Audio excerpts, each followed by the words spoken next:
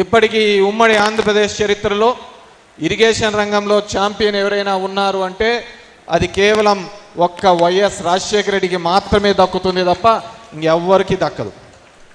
వచ్చిన వాళ్ళంతా దానిలోకి రంగులు అద్దినారు, పెయింటింగ్లు అద్దినారు, వచ్చిపోయినారు, నేను ఇన్ని తెచ్చినా నేను ఇన్ని చేసినా అని చెప్పి చూపించుకుంటూ పోయిన వాళ్ళే.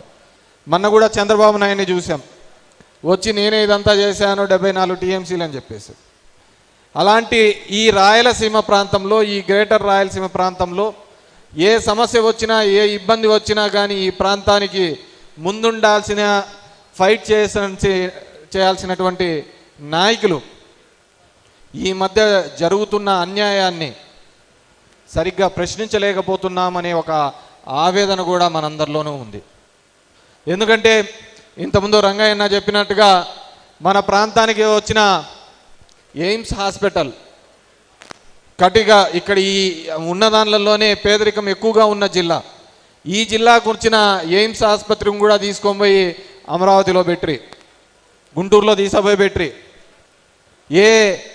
ఏ రాష్ట్రం అయితే అభివృద్ధి అంతా చెందిన తర్వాత మనల్ని అందరినీ కూడా బయటికి పంపించినారు, వికేంద్రీకరణ అనే ఒక నినాదంతో వైఎస్ఆర్ కాంగ్రెస్ పార్టీ అమరావతిని, వైజాగ్ని, కర్నూలు అనే ప్రాంతంలో చేయాలని చూస్తే కర్నూలులో కోర్టు తీసుకొని వస్తే ఆ కోర్టును తీసేసిరి, లా యూనివర్సిటీ తీసుకొని వస్తే లా యూనివర్సిటీ తీసేసిరి, కడపలో బ్యాంకింగ్ రంగానికి సంబంధించి అది తీసేసి ఎక్కడ ఎవరు మాట్లాడలేని సందర్భం.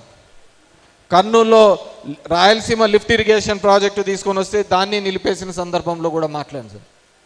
ఆ రోజు మాట్లాడినాం, ఏమైపోతుంది రాయలసీమ ప్రాంతంలో ఉన్న వాళ్ళకు, మన పౌరుషాలు ఏమైపోయినాయి అని చెప్పేసి. ఈరోజు జరుగుతున్న పరిస్థితిని ఆలోచించండి. ఒక అమరావతి ప్రాంతంలో కేవలం రియల్ ఎస్టేట్ దానికి సంబంధించిన దానిలలో అక్కడ పెట్టుబడులు రావనో, అతన్ని నమ్మటం లేదనో ఉద్దేశంతో ఒక చట్టాన్ని కొత్తగా మార్పించినారు. ఏపీ పునర్వికాస చట్టాన్ని మార్పించి దాంట్లో రాజధానిని తీసుకొని వచ్చే అక్కడే ప్రాంతం అని చేసేసి దానికంతా పండగలు చేశారు. లోకేష్ నడుచుకుంటూ వచ్చే చూసినాడు, అందరూ ధన్యవాదాలు చెప్పారు. ఈరోజు ఇదే ప్రాంతానికి సంబంధించి ఇక్కడ జీవనం అంతా కూడా ఈ జలంతోనే ముడిపడిందన్న ఈ ప్రాంతంలో రాయలసీమ లిఫ్ట్ లాంటి ఇరిగేషన్ ప్రాజెక్ట్ని నిలబెడితే ఒక చిన్న ఎన్జీటీలో క్లియరెన్స్ చేయడానికి ఇదే కూటమి ప్రభుత్వం, ఇదే చంద్రబాబు నాయుడు, ఇదే పవన్ కళ్యాణ్ ఎందుకు ప్రయత్నం చేయటం లేదో నేను అడుగుతున్నాను. చట్టాలే మార్పించి అమరావతిని రాజధాని చేయాలని చూపించిన శ్రద్ధ ఈ ప్రాంతం అభివృద్ధికి ఎందుకు చూపించలేకపోతున్నారో అని అడుగుతున్నాను.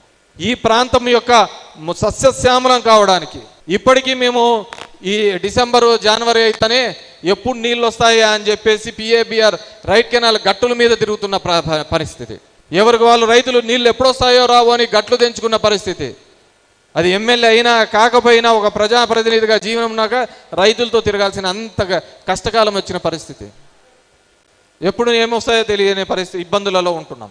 ఈ ప్రాంతంలో ఇంకా అభివృద్ధి చెందాలంటే ఇప్పుడు అమరావతిలో అంటున్నాడు అది సెల్ఫ్ ఫైనాన్స్ అని. మేము అంటున్నాం ఇదే చంద్రబాబు నాయుడు మా ప్రాంతంలో నీళ్ళు ఇవ్వయ్యా, ఈ రాష్ట్ర ఖజానాకి ఎంత డబ్బులు కావాలో ఈ రైతాంగం తరపు నుంచే మీకు అందరికీ కూడా అందించే కార్యక్రమం చేస్తామని చెప్తున్నాం.